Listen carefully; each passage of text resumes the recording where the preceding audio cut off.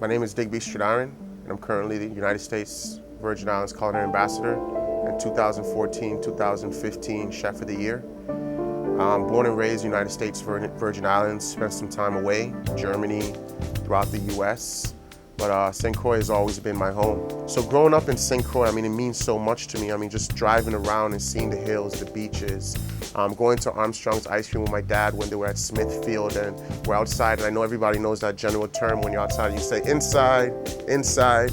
I mean, that's a big part of being a Virgin Islander. Going to the tide pools, understanding what it is to go to Kremlin Park on a Sunday with your family, camping on the weekends. I mean, it's so much things that brings us together, because in St. Croix, St. Thomas, and St. John, what you notice is we always come together during holidays, and there's always a lot of food. It's like a feast, and sometimes it's not even a holiday. It's just people want to get together on a Sunday because we're all alive and we're all happy and we want to see each other. I went to Complex. I went to St. Croix Educational Complex back in '96 to 2000. Yeah, it was some of the best years of my life that helped mold me and helped me become an adult. Well, while I was at Complex, I started working at the Buccaneer. Yeah, one day my dad comes to school because I didn't want to I had a couple open slots where I could take some extra classes. But my dad decided it might be a good idea to start working. So they picked me up and they took me to the Buccaneer Beach Resort, and got me a job as a bellman. And I love the job as a bellman, but I can tell you every single night I watch Chef Mark Bartles and Derek and Terrell and all the chefs at the end of the shift walking out to the bar, talking with the waitresses and bartenders and having their meetings. And I don't know what it was. It's the first time seeing a chef jacket, but I just knew that I wanted to be over there. Well, after the Buccaneer, that was one of the points where I was trying to figure it out. So I ended up enlisting in the Air Force. I come from a family where every male figure in my family has been in the military. So I kind of had kind of had to go do that to get it done. You know, and that was a great time in my life, you know. The military definitely molded me with the rights, the wrongs, the mannerism, professionalism, learning how to talk to people, treating people well, professionalism again and again, the core values, integrity within self, excellence in all I do. I mean, it was an amazing time. After that, I got out and I went back home, and I spent time at different resorts. Then I went to North Carolina, where I spent some good time up there. And that's really where I started getting molded as a chef now. And I really fell in love with the regional food. I started realizing, like, okay, there's food in America now. Because at that point I knew about French cookbooks coming from St. Croix. I knew about the Italian cookbooks, but I never knew there was American food. So now this is the first time I'm realizing there's regional food. But I didn't understand why it's regional yet. I didn't understand the reason why it's regional is because of history, you know, because this is what they had access to. So that's why you see field peas in the South. That's why they're eating like that, because that's was there, so they're accustomed to that. And it all started making sense as I progressed in my journey. Years later, we keep moving forward, I get to Le Cordon Bleu. In between that, I'm working for chefs like Norman Van Aken, and I'm in Central Florida, and I'm walking into this restaurant where this guy he's taking plantains and he's emulsifying it with foie gras and he's stuffing it in a chicken breast. You know, he's putting plantain crisps or chips, as we call it, and it's on top of black beans. That's kind of like my food, because I would definitely take a chicken and season it and put that with rice and beans and a plantain on the side. So I mean, this guy, he's eating my food, he's making my food, but it's so beautiful. It's not what I'm used to, and it's that moment where I'm realizing the ingredients are important. It's important where you get your food from. There's definitely the similar concept of like powering up. You know, I remember when I first came in the game and I started cooking, I was in a lot of fashion field, you know. I was working with the twins, Sherwin and Sheldon Robinson and Rashidi. We're doing great events. I'm bringing on Vivica Fox. Not necessarily things that highlight you in a food aspect, but it builds you. It builds you to where now this is where Chef Digby comes in as the person you're talking to right now, because I'm talking to these people. So then I'm starting to have these opportunities where I'm working with Nicki Minaj and I'm working for Katy Perry now, so I'm powering up, my confidence builds. But it's really when I'm working now with Norman Van Aken and Chef Brandon Montgomery, and I'm doing dinners for Paul Bocuse now. And this is the greatest living chef. And you know, my chef is cooking for him and I'm there and I'm realizing I'm a part of this. And I'm there because I deserve to be there, because I worked to be there. It's not by luck anymore. It's because you put your time in and you worked for it. And luck is gone now. You worked for that. Being invited to the James Beard House and knowing that your peers, they believe in you. I don't have a restaurant right now. We're in the process of building Balter right now as a chef owner, but they already know that, and they're a part of what I'm doing right now and what I'm trying to work to achieve, because they've seen it on ground zero and they've respected it and they've realized, hey, this guy's really dedicated to something right now.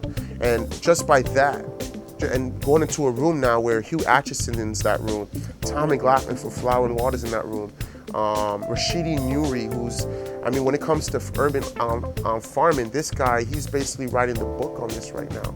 And I'm in their presence, I'm on a board with these guys, talking to these guys, having conversations.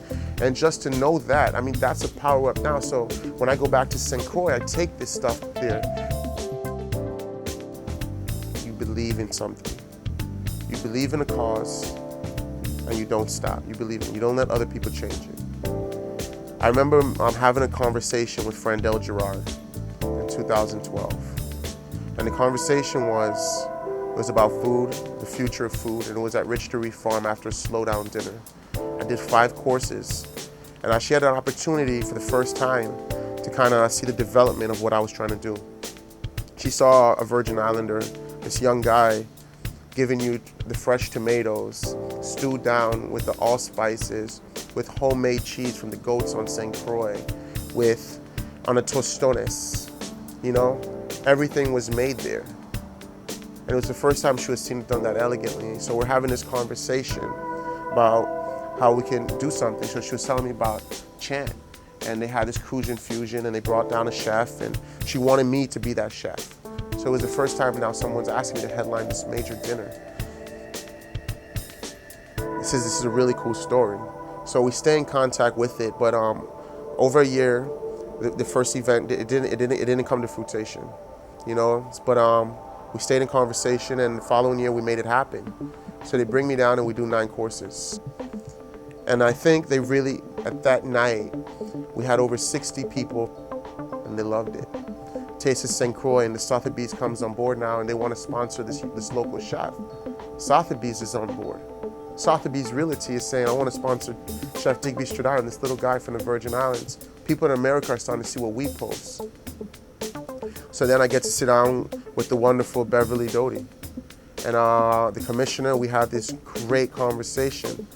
And I gave her my word, and I stand by that, and we laugh about it, is I told her, if you give me this opportunity, I would take it and run with it. But I made it clear to her that this would be like my first day cooking, my first day working, because I've already been your ambassador for years.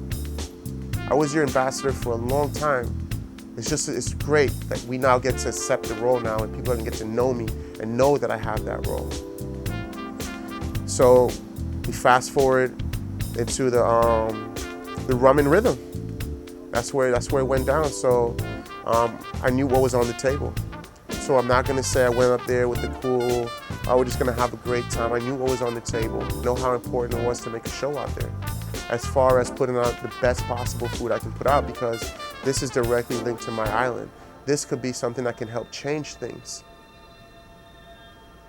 Well, I think it's safe to say that people know what red grout is now. People are starting to see that, you know? I had a great team behind me in New York. Me and Luana were out there on ground zero putting in some great, we were doing interviews. It was a lot of work. We weren't sleeping, we weren't resting. We were putting in work, and it showed. The things that I've achieved, the things that mean things to me, it actually meant something to my island, to where they took notice of it. And they said, can you represent us now? You've represented yourself in a manner in which we felt it already represented us. And to me, that's like a dream, more than anything I've done, probably other than a Michelin star.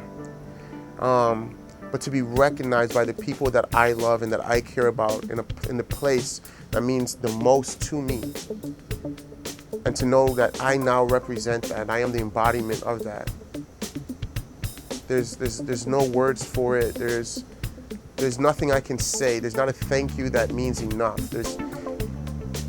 I would work myself beyond measures with this job, because I truly believe that we are going to make a change in this world. I really believe that food is love and food will change things, and that we are on ground zero, and that this mission that we are on right now, it is going to change the world.